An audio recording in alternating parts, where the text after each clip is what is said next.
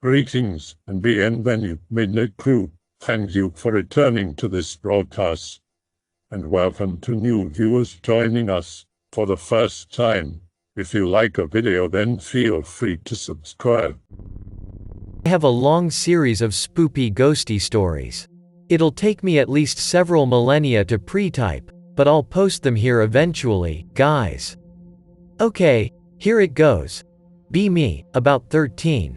Just started being allowed to stay home alone after school instead of being sent to daycare. After a couple days of being home alone after school, I'm just chilling on the rightmost part of the couch watching SpongeBob or something.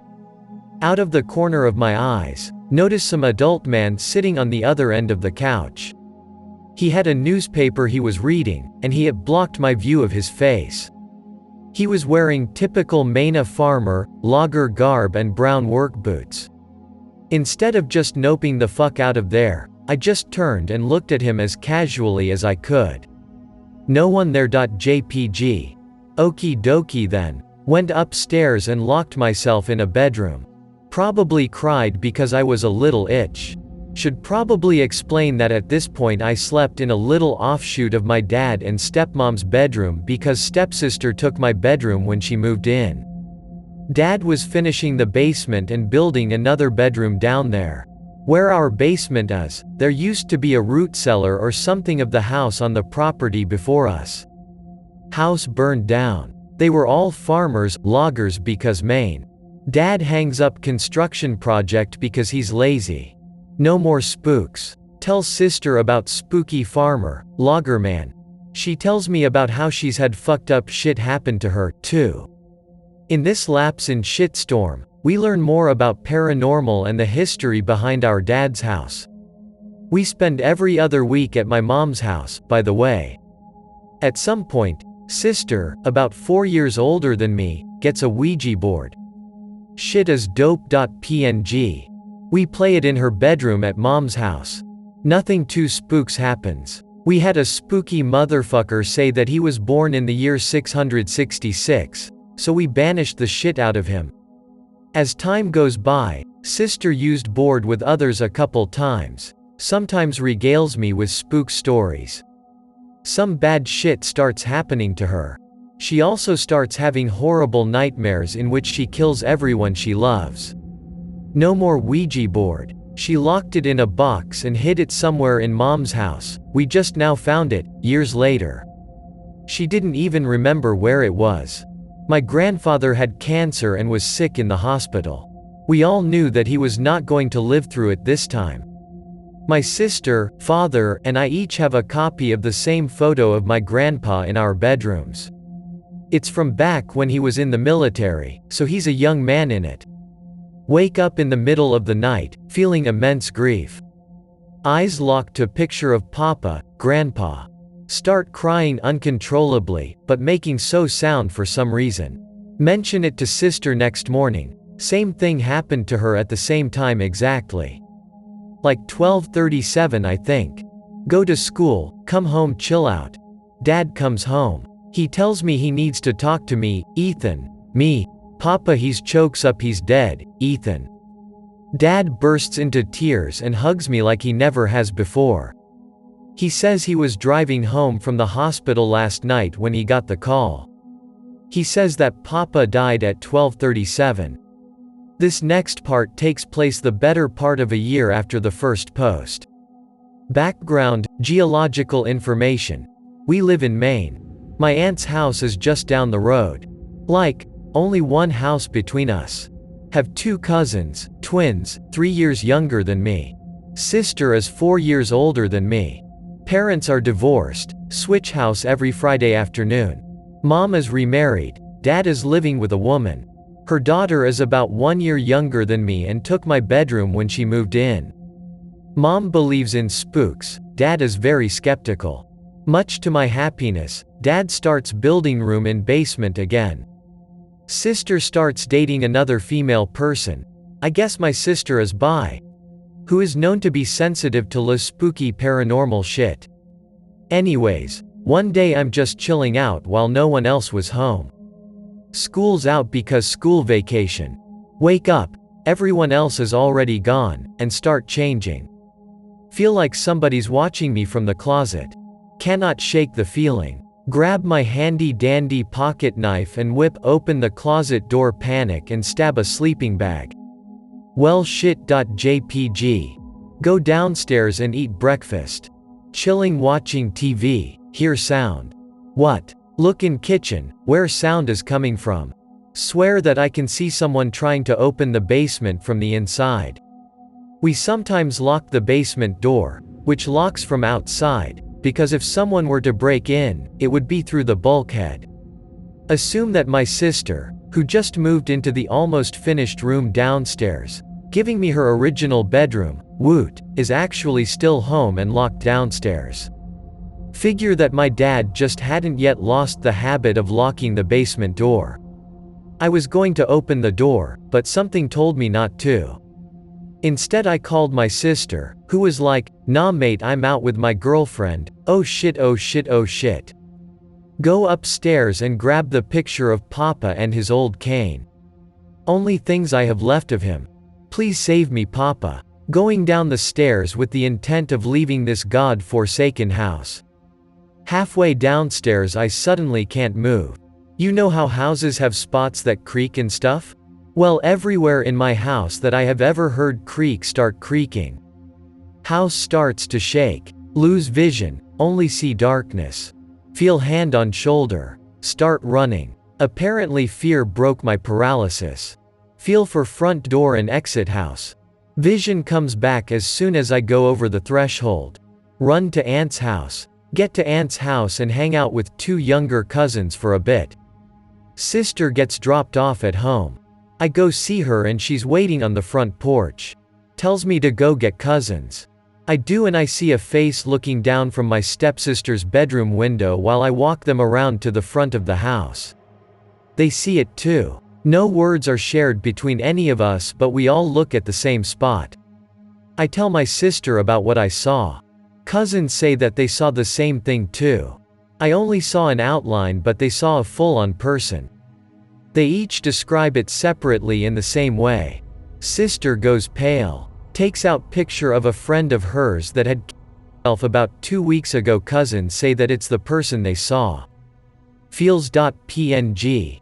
We go inside. At this point, someone is full-on ripping on the door to the basement.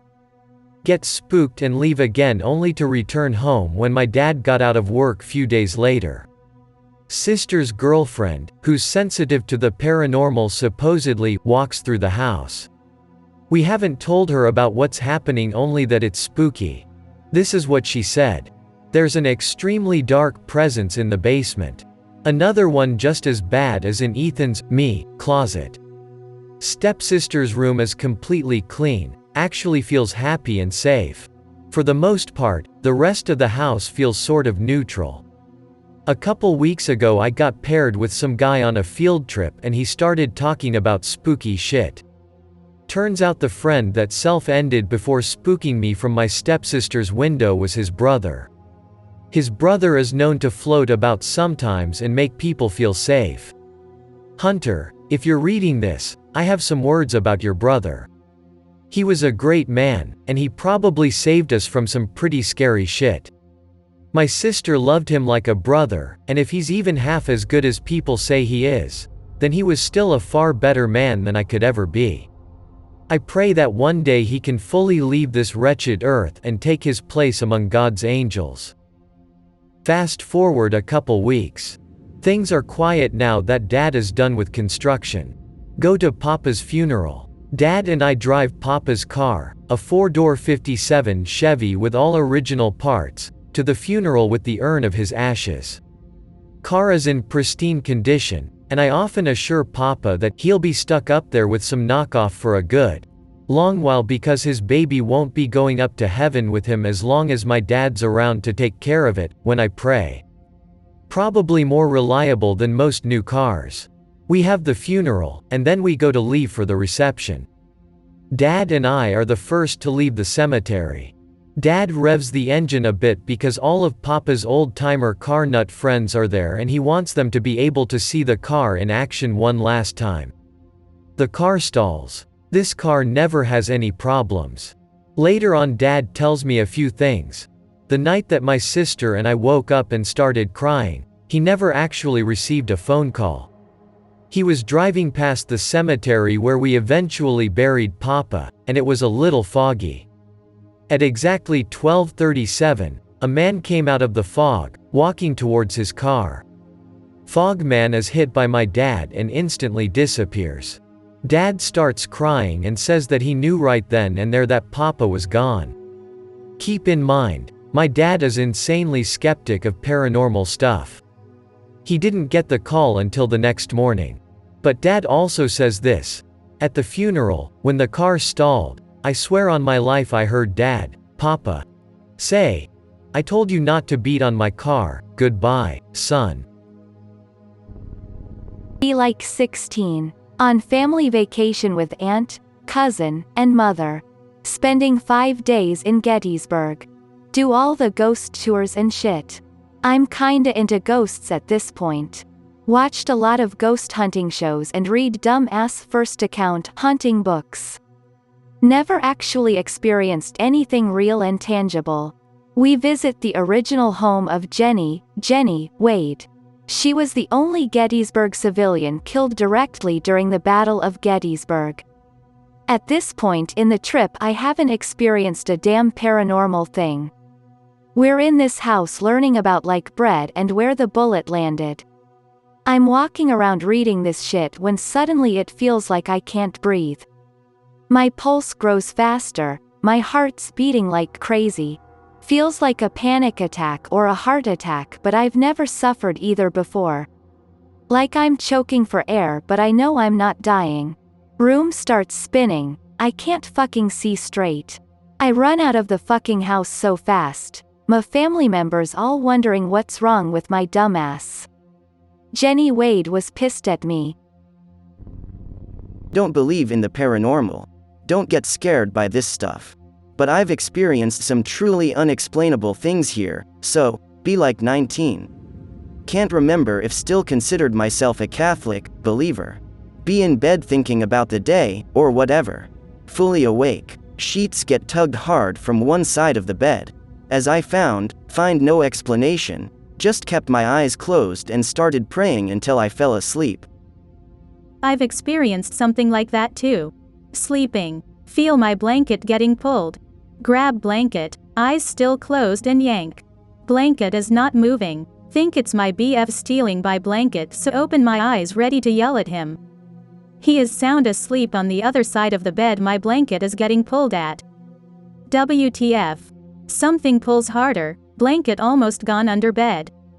Grab blanket better and pull as hard as I can.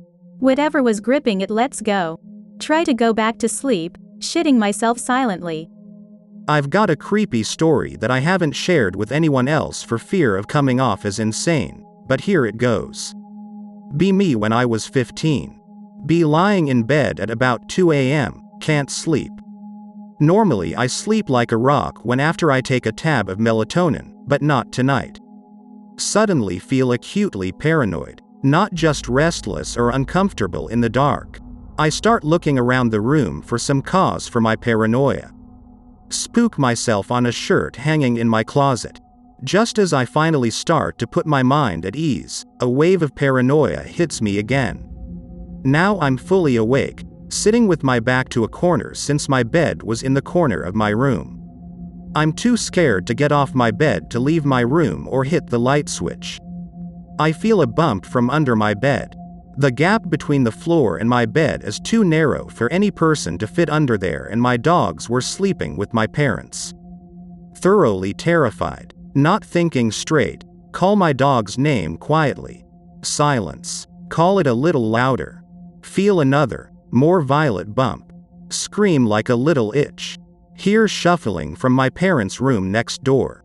In the commotion, between me screaming and my dad running into my room with my dogs and a baseball bat, my blankets had been pulled down through the gap between the wall and my bed.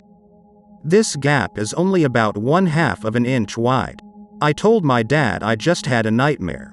I rearranged my bedroom the next day. This is the only time this has happened, and I don't know why it happened. I'm scared shitless of that corner of my room at night. In the woods camping with friends. I'm the only one in his own one-man tent because we're an uneven number and I'm a fat sack of shit. Half asleep. Hear a voice whispering, a teenage guy. Think it's one of my friends playing a prank on me. Voice says something along the lines of, "You gotta find me by the creek, near 3 big rocks and a tree trunk, please, help." Say, in the morning, out loud. Dead silent. Spooked out my ass. Eventually fall asleep. Really tired despite spooks. Tell my friends. They're like, "Oh shit, let's go then." We go to the nearby creek and look for the 3 rocks and tree trunk. We actually find it. It's right under a really high ledge. Everyone's like, "Oh shit." We find actual human bones. Shivers down my spine. Report it to the police. We decide not to continue our camping trip and head home. I mean, it was spooky at first, but I ended up feeling really sad. The kid turned out to be a 15-year-old that had been missing for a couple months and fell off a cliff while camping with his friends just like we were doing. Pretty much my only paranormal experience. Grandfather is wasting away in his deathbed. Uncle owns a private clinic, so at least the old man's getting the best care available. Skip to a few months in. Doctors say grandfather is on his last days.